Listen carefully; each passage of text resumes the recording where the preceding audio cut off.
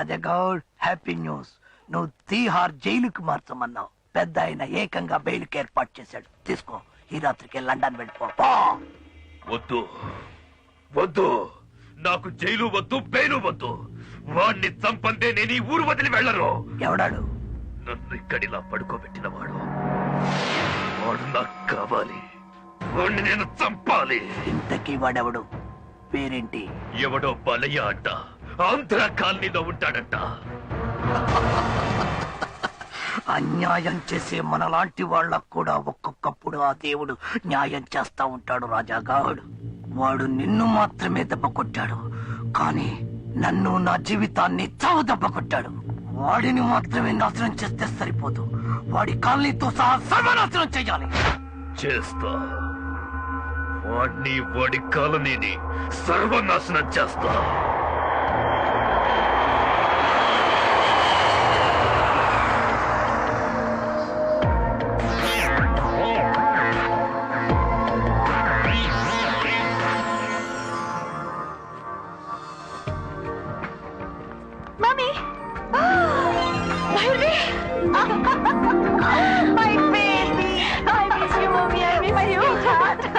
ఏం మమ్మీ చెప్పా పెట్టుకుంటూ వచ్చా?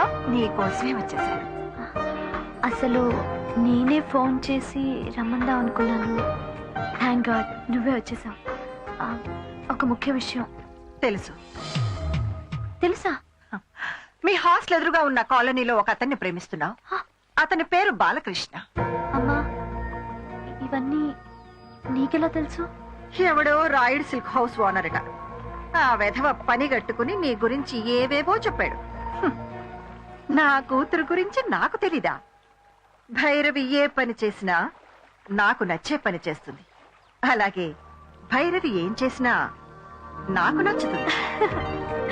అమ్మా, ఒక పేదవాడిని ప్రేమించినందుకు ఏమంటావో అని భయపడ్డాను, కానీ నువ్వు... అతను పేదవాడా? కాదమ్మా, ఎప్పుడు నా కూతురు విలువైన మనసును గెలుచుకోగలిగాడు అప్పుడే అతను నీ హృదయ సామ్రాజ్యానికి చక్రవర్తి అయ్యాడు.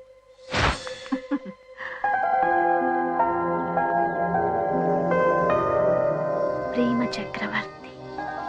వాకే. నమస్కారం అమ్మా. నమస్కారం. మీరు? అమ్మగారు మిమ్మల్ని పిలుచుకురమ్మన్నారు. ఏ అమ్మగారు? భైరవ్ వాళ్ళ అమ్మగారు.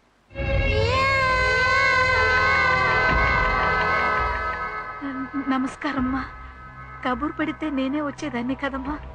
అనవసరంగా మీరు శ్రమపడి ఇంత దూరం. పని నీదైతే నువ్వు నన్ను వెతుక్కుంటూ రావాలి, పని నాదైతే నేనే నిన్ను వెతుక్కుంటూ రావాలి. ఇప్పుడు నీతో నాకు ఒక పని ఉంది. నాతో మీకు?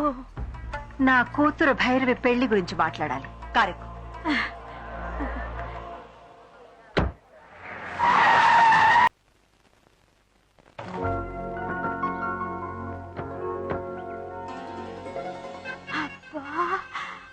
ఈ కళ్యాణ మండపం అద్దెంతో తెలుసా? రోజుకి 5 లక్షలు. 5 లక్షలా? ఇక్కడే మా భైరవి పెళ్లి నేను చేయాలనుకుంటున్నా. ఇక్కడ ఒకేసారి 2000 కార్లు పార్కింగ్ చేయొచ్చు. చూసావా ఎంత పెద్ద కార్ పార్కింగ్? మా బాలయ్య పెళ్లికి అన్ని కార్లు వస్తాయా? రా చూడు, ఈ హాల్లో ఒకేసారి 3000 మంది పైగా కూర్చోవచ్చు. అంతమందా? ఎస్. ఈ చాముండేశ్వరి కూతురు పెళ్ళంటే ఏమనుకున్నావు? సెంట్రల్ మినిస్టర్స్ దగ్గర నుంచి ఇంటర్నేషనల్ సెనేటర్స్ వరకు అందరూ గొప్ప గొప్ప వాళ్లే అతిథులు. అవునమ్మా, బాలయ్య పెళ్లి అంత గొప్పగా జరుగుతుందని వాడి జాతకంలోనే రాసుందమ్మా. ఇక్కడ ఒకేసారి 1000 మంది పైగా భోజనం చేయొచ్చు. 1000 మందా? నా ఓటోల్లో ఎప్పుడైనా ఎలక్షన్స్ అప్పుడు 20 మంది వస్తేనే ఇరుకైపోతుందమ్మా. నిజంగా మా బాలయ్య అదృష్టవంతుడమ్మా. అవును, నీ కొడుకును పెళ్లి చేసుకుని నా కూతురుని ఇంటికొచ్చి ఏం చేయాలి? నీ హోటల్ పక్కనే ఇంకొక హోటల్ చూసించావా? అలాగే ఇడ్లీ ఎలా చెయ్యాలో, ఎంత పిండి వేయాలో, ఎంతసేపు ఉడికించాలో అన్నీ నేర్పిస్తావా? ఏంటమ్మా మీరు మాట్లాడేది? మా బాలయ్యతో మీ భైరవి నా కూతురు పేరు చెప్పడానికి నువ్వు ఇంత తడబడుతున్నావే, నీ కొడుకు పేరు నా నోటితో అనడానికి నాకు ఎంత అసహ్యంగా ఉంటుందో నీకు తెలుసా? మీ అమ్మాయి మా బాలయ్యని ప్రేమించిందమ్మా. ఛ! ఈ చెత్త కథలు నాకు చెప్పకు.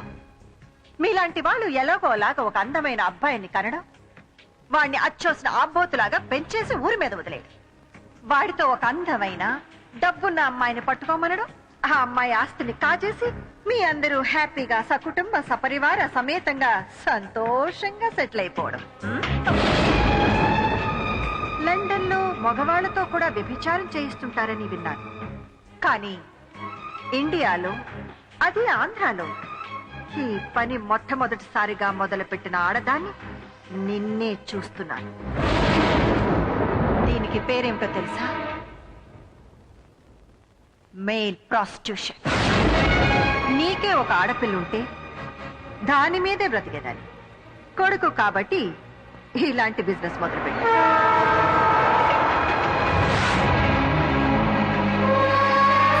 ఇది నీ కొడుకుతోనే మొదలా? నీ బ్రతుకు ఇంతేనా?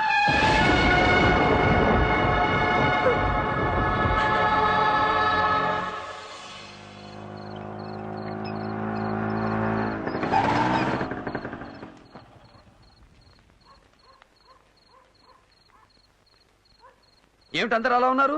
ఏమైంది? పొద్దుననగా వెళ్ళిన మీ అమ్మ ఇంకా రాలేదు బాబు. ఎక్కడికి వెళ్ళిందో ఏమైందో తెలియదు. పొద్దుటించి కనపడటం లేదా? ఏమిట్రా మీరు అనేది? అమ్మా, ఎక్కడెక్కడికి వెళ్తుందో మనందరికీ తెలుసు కదా. వెళ్తే సూపర్ మార్కెట్ కి, లేదంటే రైతు బజార్కి, అది కాదంటే నీ పుట్టినరోజప్పుడు గుడికి. అన్ని చోట్ల వెతికాం బాబు, ఎక్కడా కనిపించలేదు.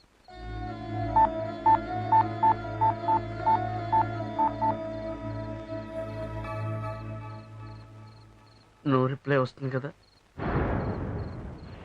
పొద్దుటి నుంచి అదే వస్తుంది.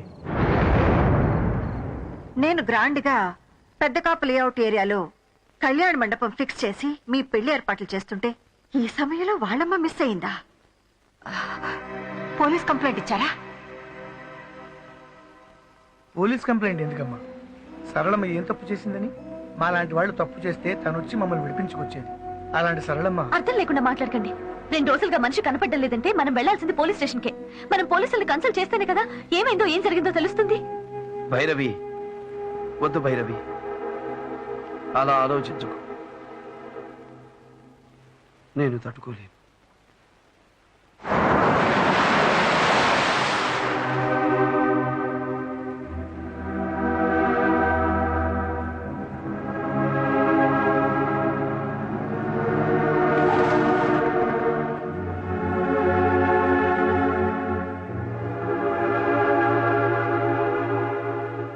బాలయ్య, ప్రసాద్ అని మా బావ. గాజువాక్ గవర్నమెంట్ ఆసుపత్రిలో కాంపౌండర్ గా చేస్తున్నాడు. మన అమ్మ కనిపించకుండా పోయిన రోజు వీళ్ళ ఆసుపత్రికి 3 గుర్తు తెలియని సవాలు వచ్చాయంట. సరళమ్మకి హాస్పిటల్కి వెళ్ళాల్సిన అవసరమే ఉంది. ఒకసారి హాస్పిటల్కి వెళ్ళి చూడటంలో తప్పలేదు కదా.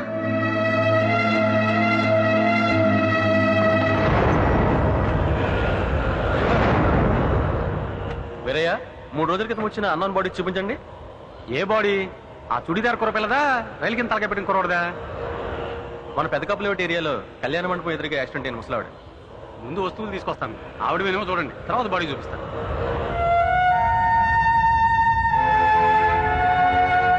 టెన్షన్ పడకు, ఖచ్చితంగా మీ అమ్మగారై ఉండరు.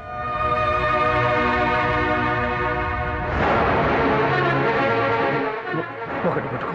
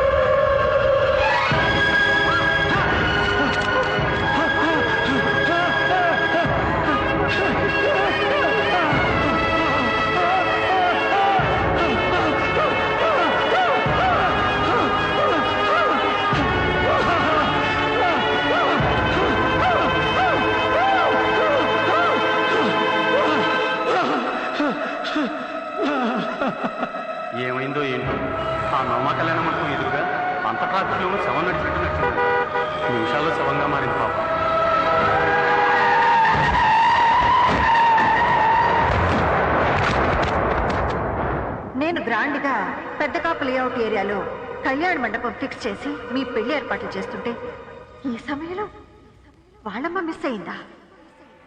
ఆ నోమ కళ్యాణ మండపం రోడ్డు మీద హెవీ ట్రాఫిక్ లో పిచ్చి కొట్టినట్టు రోడ్డు దాటి సరళమ్మ చచ్చిపోయిందా? పెదకాపు లేఅవుట్ ఏరియాలో కళ్యాణ మండపం బుక్ చేశానని చెప్పావే, అక్కడికి నువ్వు మాత్రమే వెళ్ళావా? అవును, నేను మాత్రమే వెళ్ళాను. అబద్ధం. సరళమ్మని కూడా తీసుకునే వెళ్ళావు. ఎవరు చెప్పారు? సరళమ్మ చనిపోయింది ఆ కళ్యాణ మండపం ఎదురుగా ఉన్న మెయిన్ రోడ్ లో అని ఎప్పుడైతే నాకు తెలిసిందో అప్పుడే ఆమె చావుకు కారణం నువ్వే అని తెలుసుకున్నాను. నో, ఆవిడ అక్కడికి తీసుకువెళ్ళింది, మాట్లాడింది నిజం. కానీ ఆవిడ చావుకి కారణం మాత్రం నేను కాదు. మరెవరు? ఆవిడ స్థితి పరిస్థితి మన అంతస్తుకు సరిపోమన్న నిజాన్ని ఆవిడ జీర్ణించుకోలేకపోయింది. అందుకే సరళమ్మ చనిపోయింది. నా దగ్గర అన్ని ఒప్పుకున్నట్టు మాట్లాడి ఆవిడ దగ్గర మరోలా మాట్లాడావు కదూ? నాకు ఇష్టమైంది మాత్రమే ఇంతకాలం చేసిన నువ్వు నాకిష్టం లేనిది నాకు తెలియకుండా చేశావు. అలాంటిదే ఇది కూడా.